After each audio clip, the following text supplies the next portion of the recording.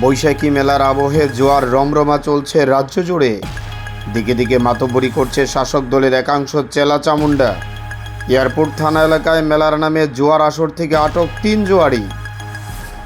5 লক্ষ টাকার বিনিময়ে মেলা কমিটির সাথে হয়েছে রফা, সূত্র মারফত খবর। নরসিংগড় এলাকার বিজেপির আইটি সেল কর্মী দীপেন সাহা, রাজীব দেব প্রমুখরা বিজেপির মণ্ডল সভাপতির সাথে ঘনিষ্ঠতার সুযোগে জোয়ার আসর বসাচ্ছে, এমনটাই আলোচনা চলছে সর্বত্র। বৈশাখী মেলার আবহে জোয়ার রমরমা চলছে রাজ্য জুড়ে। দিকে দিকে মাতব্বরি করছে শাসক দলের একাংশ চেলা চামুন্ডা। এয়ারপোর্ট থানা এলাকায় মেলার নামে জোয়ার আসর থেকে আটক 3 জোয়ারি। 5 লক্ষ টাকার বিনিময়ে মেলা কমিটির সাথে হয়েছে রফা, সূত্র মারফত খবর।